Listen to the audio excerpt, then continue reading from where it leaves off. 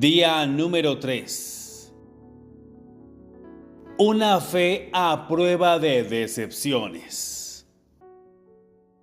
Confundidos, decepcionados y desanimados. Así se sentían dos de los discípulos de Jesús mientras se alejaban de Jerusalén, cargando con todo el caos que había ocurrido en la ciudad durante la semana pasada. El supuesto Mesías crucificado por los romanos. ¿Cómo podía ser eso posible? ¿No se suponía que él era quien salvaría a Israel? Parecía que no les quedaba otra opción más que perder la esperanza y regresar a casa, a Emaús. ¿Alguna vez te has encontrado en un lugar así en tu propio camino de fe? Confundido porque las cosas no salieron como pensabas que saldrían. Decepcionado porque creíste que Dios aparecería de una manera específica y no lo hizo. Desanimado porque parecía que no te quedaba más opción que dejar atrás tu fe desgastada y seguir con la vida lo mejor que pudieras. Fue en ese momento exacto cuando los discípulos de Jesús se sentían así, que Jesús apareció. Disfrazado de un desconocido y compañero de viaje, caminó junto a ellos y, de manera casual, les preguntó qué les pasaba. Entonces, ellos le contaron en esencia que su fe había sido mal dirigida. Aquello en lo que habían puesto su esperanza, que su nación Israel sería redimida, no sucedió. Ese Jesús, ese supuesto Mesías, no cumplió con lo que esperaban. ¿Cómo crees que Jesús les respondió? ¿Piensas que acaso aprovechó ese momento para hacer su gran revelación y ver cómo se desmayaban de la sorpresa ante el giro divino de los acontecimientos? No. Eso es algo que tú y yo podríamos haber hecho, pero no nuestro Señor Jesús. En lugar de darles una solución rápida para su decepción y su desánimo, revelándoles que estaba muy vivo y bien, Jesús aprovechó la oportunidad para darles el secreto de una fe resiliente a prueba de decepciones. ¿Quieres saber cuál es? Esto fue lo que hizo. Durante las siguientes horas, les explicó cuidadosamente la revelación acerca de Él a lo largo de toda la Escritura. Comenzó desde el principio y les explicó los escritos de Moisés y de todos los profetas, mostrándoles cómo ellos escribieron acerca de Él y revelaron la verdad sobre sí mismo. Ve a Lucas capítulo 24, verso 27. Así es. Durante todo el tiempo que continuó caminando con ellos hacia Emaús, mantuvo oculta su identidad física y, en cambio, se reveló a sí mismo a través de la Biblia. Comenzando desde Génesis, les mostró cómo las historias en la palabra de Dios susurraban su nombre y cómo las profecías repetían su amor irrefutable, su gracia y su gran sacrificio. ¿Y por qué hizo eso? Porque les estaba mostrando a ellos y de paso a nosotros que una fe a prueba de decepciones consiste en fijar nuestros ojos en Él y no solo en el resultado que deseamos. Verás, la verdadera razón por la que nos dejamos llevar por la decepción y el desánimo no es porque las cosas no salgan como queremos. En realidad, es porque en algún momento del camino comenzamos a permitir que lo que deseamos eclipse lo que sabemos sobre el Señor, su fidelidad, su amor su poder que siempre está obrando tras bambalinas para nuestro bien. Por eso es tan importante conocerlo de verdad desde el principio. De lo contrario, terminamos usando nuestra fe solo para los resultados específicos que queremos y dejamos que esos resultados determinen para nosotros si Dios es bueno o no. Esa, amigo mío, es una fe propensa a la decepción. Y por eso es que terminamos desanimados, rindiéndonos e incluso alejándonos de la iglesia, tal como lo hicieron los 2 discípulos que se apartaron de Jerusalén, donde estaban reunidos los demás discípulos. Lo que Jesús hizo por ellos en el camino a Emaús fue redirigir su enfoque hacia lo que realmente importaba. Lucas capítulo 24, verso 15 nos dice que Jesús mismo se acercó y caminaba con ellos. Incluso recorriendo 7 millas lejos de Jerusalén, el lugar donde se suponía que debían de estar, y trató con su decepción, recordándoles en quién estaba puesta su fe, en alguien digno de confianza, confiable y fiel a su palabra. Solo al final de su recorrido, cuando le pidieron que se quedara con ellos esa noche, Jesús se reveló físicamente, y ellos se dieron cuenta de con quién estaban caminando todo ese tiempo.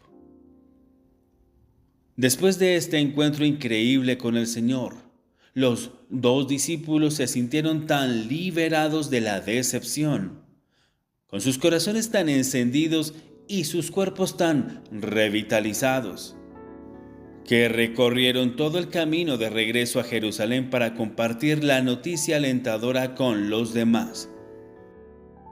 Lo interesante es lo que se dijeron entre ellos.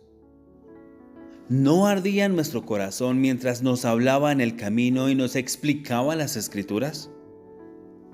Vea Lucas capítulo 24, verso 32. ¿Notas que no dijeron que sus corazones ardieron cuando Jesús se les reveló en persona? Fue cuando Él se les reveló a través de la Biblia. Amigo, si alguna vez te has encontrado deseando que Jesús simplemente se te aparezca en persona y te hable sobre todo aquello que te preocupa, es importante que sepas que es más importante que lo veas en las Escrituras que en la carne. Todo lo que necesitas saber sobre Él y todo lo que Él quiere decirte está en la palabra de Dios que tienes en tus manos. Hoy, por medio de su Espíritu que vive en ti, Él sigue revelándose a ti en la palabra y anhela tener un caminar personal contigo en tu propio camino a Emaús. Pero la Biblia es tan extensa, no sé por dónde comenzar. La mejor manera de comenzar es entendiendo que cada libro y cada capítulo están diseñados para llevarte a Jesús. La Biblia es una carta de amor de Él para nosotros, que nos ayuda a comprender su corazón por nosotros y lo que ha hecho por nosotros.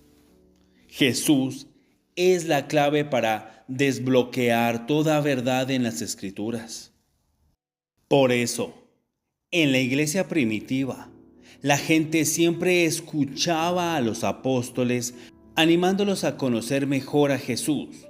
Vea 2 de Pedro capítulo 3, verso 18 y a Efesios capítulo 1, verso 17. Así que, sin importar el capítulo y versículo al que vayas, pídele al Señor que se te revele. Así es como puedes tener tus propios momentos personales con Él en tu camino a Emaús y permitirle guiarte hacia una vida de fe a prueba de decepciones. Aprópiate de la palabra. Tener una fe a prueba de decepciones no significa que nunca volverás a sentirte decepcionado o desanimado. ¿Recuerdas cómo hablamos del hecho de que la fe no es un sentimiento en la semana 3? La fe a prueba de decepciones es aquella que resiste y sobrevive a la decepción y puede fortalecerse al mirar más allá de tus frustraciones y tomarlas como oportunidades para ver al Señor de una manera renovada. ¿Hay alguna área en tu vida que te cause decepción? Lleva hoy esa área al Señor. Abre tu Biblia y pídele que te muestre más de Él y que vuelva a centrar tu atención en Él. Un excelente libro de la Biblia para comenzar es el Evangelio de Juan. En él verás el carácter divino y la personalidad del Hijo de Dios, tu Salvador amoroso, mientras predica, enseña, sana y ayuda a todos los que se acercan a Él. Lee Lucas capítulo 24 del verso 13 al 34 y lee el libro de Juan.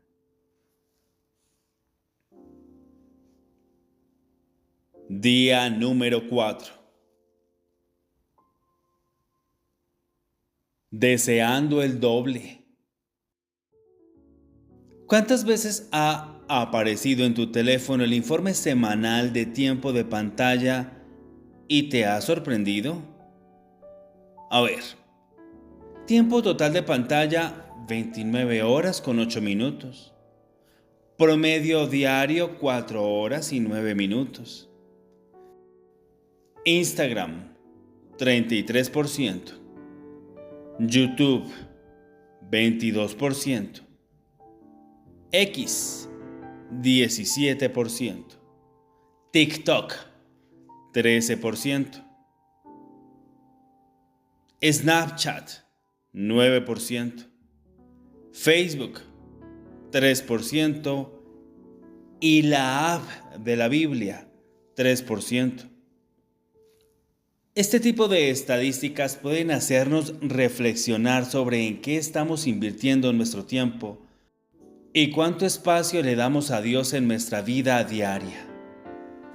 Y eso ni siquiera cuenta el tiempo que te la pasas viendo maratones en Netflix en la casa.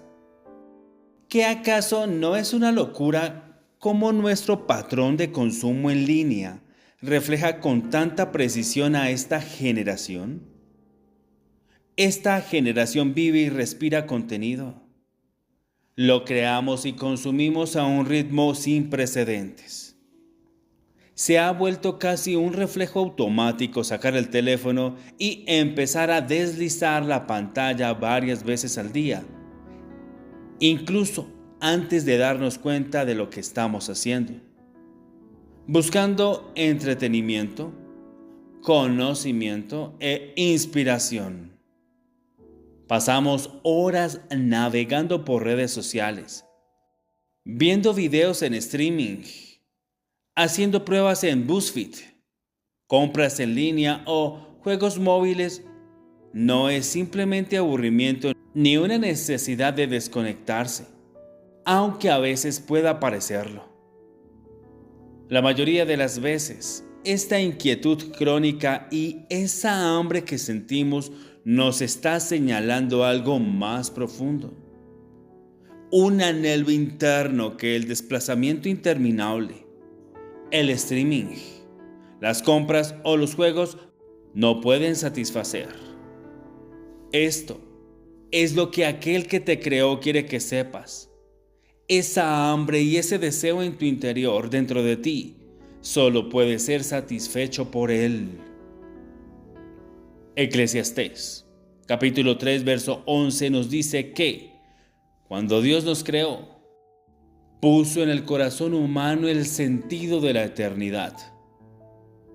Esto significa que no solo eres un cuerpo y una mente con pensamientos y emociones. Hay más en ti que eso. Dios ha puesto la eternidad dentro de ti, y eso se llama tu espíritu. Nuestros espíritus son la parte más importante de quienes somos. Y sin embargo, en un mundo que inunda nuestros sentidos con infinitas opciones de entretenimiento, pasamos por la vida ignorándolos con facilidad. Y así, terminamos llenos de contenido, pero espiritualmente hambrientos. Hoy el Señor quiere mostrarte un menú divino que ha preparado para ti. Uno que realmente te nutrirá y llenará. Antes de adentrarnos en esto, debo advertirte que participar de lo que hay en este menú traerá algunas consecuencias.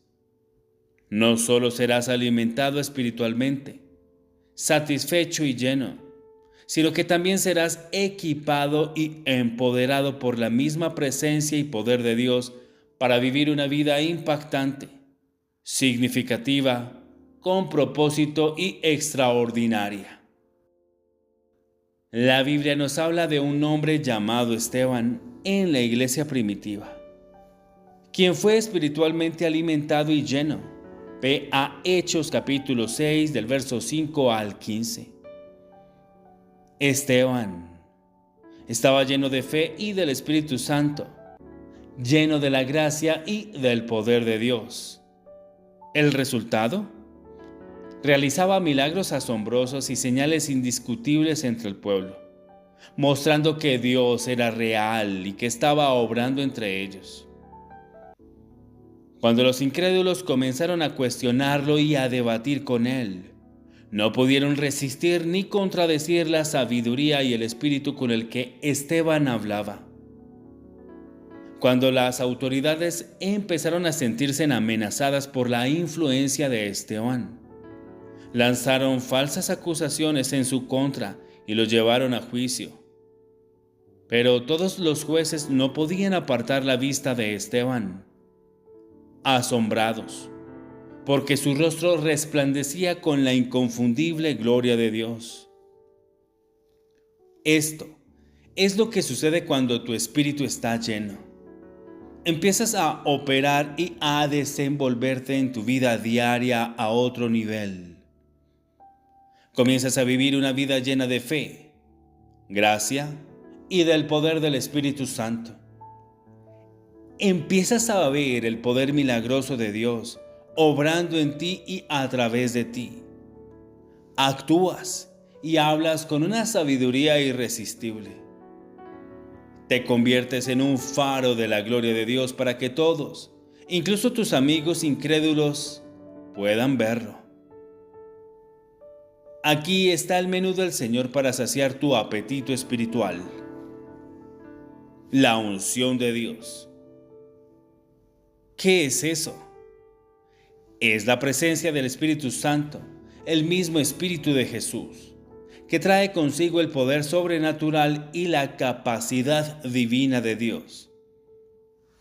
En el Antiguo Testamento, cada vez que la unción de Dios venía sobre una persona, ésta superaba los límites de sus habilidades naturales e incluso de su personalidad para realizar grandes y poderosas hazañas para el Señor. En el Antiguo Testamento, vemos cómo un Gedeón fue transformado de un joven tímido a un juez y líder de Israel, quien con valentía reunió al pueblo para enfrentarse al innumerable ejército de los madianitas. Ve a Jueces capítulo 6. Sansón se volvió tan fuerte que rompía las cuerdas que lo ataban como si fueran lino. Y tomando la quijada de un asno muerto, mató él solo a 1000 filisteos. Ve a Jueces capítulo 15. David derrotó a Goliat y se convirtió en alguien conocido por prosperar en todo lo que hacía. Ve a Primera de Samuel capítulo 17 verso 51 y a el capítulo 18 verso 14. ¿Qué acaso no es eso algo digno de desear y buscar? ¿No es eso mejor que simplemente estar sentado, entreteniéndose y poniéndote al día con la vida de otras personas? De hecho, eso es lo que el Señor quiere que sepas sobre su unción. Puedes pedirle más de ella. Eso es exactamente lo que hizo un hombre en la Biblia, Eliseo. Él tenía tanta hambre de la unción de Dios que pidió una doble porción de ella. Y no solo la pidió de manera radical, sino que también la persiguió de forma radical junto a su maestro, el gran profeta Elías. Sí, el mismo Elías del que hablamos en la semana 2, quien hizo señales y milagros asombrosos que nadie había visto jamás. Si nosotros hubiéramos sido aprendices de Elías, la mayoría habría pensado que tener siquiera la mitad de la unción de nuestro maestro sería más que suficiente. Pero no Eliseo. Él deseaba el doble de lo que Elías tenía. Verás, Eliseo sabía que era el Señor mismo quien había ungido a Elías y que el Señor siempre tiene más para dar. Así que cuando llegó el momento de que Elías le pasara la responsabilidad, le preguntó: «Pide, ¿qué quieres que haga por ti antes de que sea quitado de ti?». Eliseo respondió sin dudar: «Te ruego que una doble porción de tu espíritu sea sobre mí». Y Elías subió al cielo en un torbellino. Ve a Segunda de Reyes, capítulo 2, del verso 9 al 12. Ahora bien, esa fue una petición audaz. Incluso Elías se sorprendió un poco y le dijo: «Cosa difícil has pedido. Si me vieres cuando fuere quitado de ti, te será hecho así, mas si no, no». Ve a Segunda de Reyes, capítulo 2, verso 10. Como hemos visto una y otra vez a lo largo de las Escrituras, a Dios le encantan las peticiones audaces. Así que observa lo que sucedió. Casi de inmediato, después de que Eliseo hiciera su petición, mientras maestro y aprendiz seguían caminando, de repente apareció un carro de fuego con caballos de fuego que separó a los dos, y Elías subió al cielo en un torbellino. Ve a Segunda de Reyes, capítulo 2, verso 11. Fue casi como si, en el momento en que Eliseo dijo que deseaba una doble porción de la unción del Señor, el Señor respondiera: «Está bien, me aseguraré de que la tengas». No hay manera de que te pierdas ver a Elías partir. Amigo, así es como el Señor responde cuando deseas y pides que su unción esté sobre ti. Así de dispuesto está a llenarte con su espíritu. Por la unción de Dios, Eliseo pasó a realizar 16 milagros en comparación con los 8 de Elías. Exactamente el doble. Estos incluyeron resucitar a un niño de entre los muertos, sanar a un hombre de lepra, purificar agua venenosa y multiplicar panes de cebada para alimentar a personas hambrientas. Todo porque el Señor se encontró con él ese día y derramó sobre él una porción de unción, ya que lo deseaba con tanto fervor. Ese es el corazón de tu Padre Dios para contigo. Él te ama y en su corazón siempre está el deseo de que tú, su amado hijo, tengas lo mejor.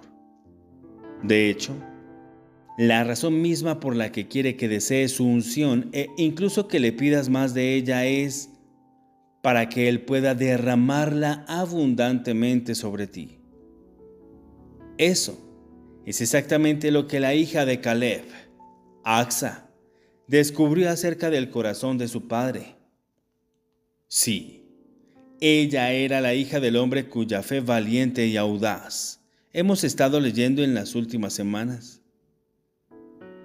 Ella también fue con la valentía a su padre y le dijo: «Dame una bendición, ya que me has dado tierra en el Negev. Dame también manantiales de agua».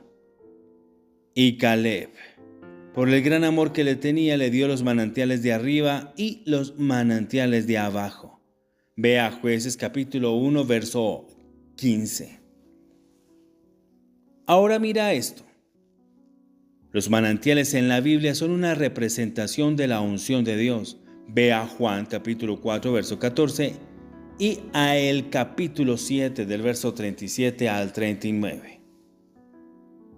Los manantiales de arriba simbolizan el Espíritu de Dios sobre nosotros en poder, tal como vino sobre los héroes del Antiguo Testamento. Y los manantiales de abajo representan al Espíritu Santo residiendo dentro de nosotros como creyentes hoy en día, guiándonos en nuestra vida diaria. Porque Jesús nos hizo justos por su sangre, no solo podemos tener al Espíritu Santo sobre nosotros, como lo tuvieron Gedeón, Sansón y David, sino que también podemos tener su poderosa unción morando dentro de nosotros para enseñarnos y guiarnos en todas las cosas. Mira lo que dice Primera de Juan capítulo 2, verso 27. Pero ustedes han recibido el Espíritu Santo y Él vive dentro de ustedes. Así que no necesitan que nadie les enseñe lo que es la verdad, pues el Espíritu les enseña todo lo que necesitan saber. Vaya, eso es una doble porción justo ahí. Y es el regalo de nuestro Padre para nosotros, disponible para que lo recibamos. Ahora bien, ¿cómo recibimos esta poderosa unción que Dios nos ofrece? Amigo, necesitamos entender que la unción de Dios no es solo una cosa, sino que es una persona, y su nombre es Jesús el ungido. Aumentamos en la unción al desear más de Él, al tomar tiempo para buscarlo y sumergirnos en su presencia, y al simplemente contemplar y apreciar la belleza de su gracia. Cuanto más conscientes seamos de su presencia que habita en nosotros y nos acompaña donde quiera que vayamos, más veremos fluir su unción en nuestras vidas. David, rey de Israel y uno de los salmistas más ungidos de la Biblia, expresa de esta manera el valor inestimable de la presencia del Señor. Una cosa he demandado a Jehová, esta buscaré, que esté yo en la casa de Jehová todos los días de mi vida, para contemplar la hermosura de Jehová y para inquirir en su templo. Ve a el Salmo capítulo 27, verso 4. Que estas hermosas palabras de David sobre la única cosa que deseaba y buscaba más que cualquier otra queden grabadas en nuestro espíritu y se conviertan también en la principal búsqueda de nuestras vidas. Pasemos ahora al siguiente en el menú de Dios. Una revelación más profunda de su gracia en los tiempos en que vivimos. El Señor nos está sirviendo constantemente más y más de su gracia a través de la tecnología. Y lo hace de una manera muy práctica. Ha hecho que el mensaje de su gracia esté tan fácilmente disponible para que lo recibamos, tan accesible como Instagram, YouTube, Facebook, X y cualquier otra aplicación que abrimos casi por reflejo. Sus mensajes y palabras de gracia están literalmente en estas plataformas. Ahora más que nunca, tenemos acceso a servicios de iglesia en línea, sermones y adoración. Benjamín es un lobo rapaz. Por la mañana devorará la presa y a la tarde repartirá los despojos. Génesis capítulo 49, verso 27. Este versículo muestra cómo Jacob describió a su hijo Benjamín antes de morir. En algunos contextos cristianos modernos, especialmente en enseñanzas de gracia, la generación de Benjamín se interpreta como una representación simbólica de los creyentes en Cristo, que reciben abundantemente de la gracia de Dios y luego comparten esas bendiciones con otros. El concepto de que la presencia dulce de Dios pasa por alto la mente y va directo al espíritu, sugiere una relación íntima y directa con el Señor, donde la experiencia espiritual trasciende la comprensión intelectual. Esto conecta con la idea de que Dios nos creó con un apetito voraz, no solo físico, sino también espiritual, para buscar y recibir de su abundante gracia. Nosotros, la generación de Benjamín, somos comparados con un lobo rapaz. No es sorpresa que tengamos un apetito voraz, una hambre insaciable. Pero, ¿cuál es la realmente presa que buscamos? Los lobos a menudo persiguen corderos, una representación de Jesús, el Cordero de Dios en la cruz. Así que lo que realmente anhelamos es el Evangelio de la gracia. La verdad es que nunca podemos estar suficiente de ello. El Evangelio no es una historia que escuchamos una y otra vez y luego guardamos en un estanque. Vea Romanos capítulo 1, verso 16. Nos dice que el Evangelio de Cristo es el poder de Dios para salvación a todo aquel que cree. La palabra poder en realidad significa fuerza, capacidad, poder para realizar milagros, poder moral y excelencia del alma. El poder e influencia que pertenecen a las riquezas y a la abundancia. Poder y recursos que surgen de la multitud. Poder que consiste en no descansar sobre ejércitos, fuerzas y huestes. Tómate un tiempo para leer eso de nuevo y date cuenta de que cada vez que tú te alimentas del Evangelio de la gracia, estás recibiendo ese tipo de poder sobrenatural en tu vida. No es de extrañar que la Biblia diga que la generación de Benjamín tiene 5 veces más que todos los demás. En la historia de Benjamín, él recibió 5 veces más mudas de ropa y 5 veces más comida de parte de su hermano José. Esto es una representación de nosotros recibiendo de Jesús 5 veces más unciones, diferentes habilidades y destrezas para desempeñarnos en distintos roles. Por ejemplo, estudiante, creativo, empresario, autor, productor, voluntario en la iglesia.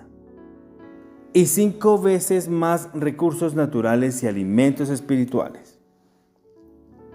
Amigo, como dice Génesis capítulo 49, verso 27, elijamos devorar la presa, alimentarnos del Evangelio de la gracia, para que podamos repartir los despojos, es decir, activar el poder que se nos ha impartido para bendecir a otros, en lugar de llenar todo nuestro tiempo, nuestras mentes y nuestras emociones con contenido que no hace una gran diferencia en nuestras vidas. Alimentemos y llenémonos nuestro espíritu con la unción de Dios y deseemos una revelación más profunda de su gracia. Y no nos detengamos ahí, sino que siempre pidamos el doble.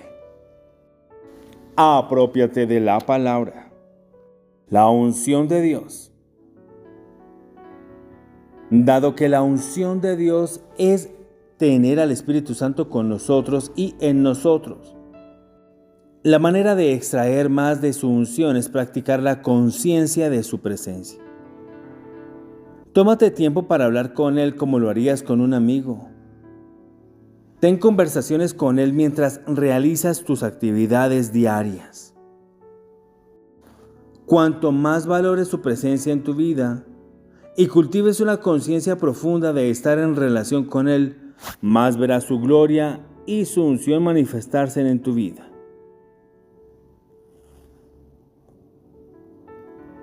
Una revelación más profunda de su gracia.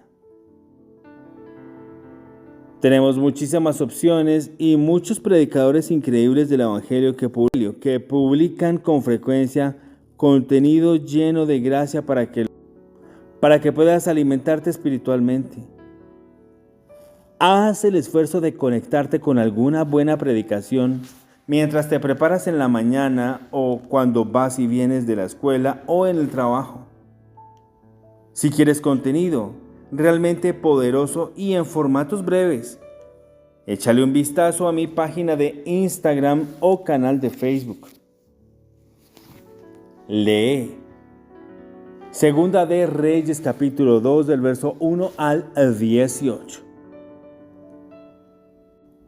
Ve a Jueces capítulo 1 del verso 12 al 15. Ve a el Salmo capítulo 27 verso 4 y a Génesis capítulo 49 verso 27.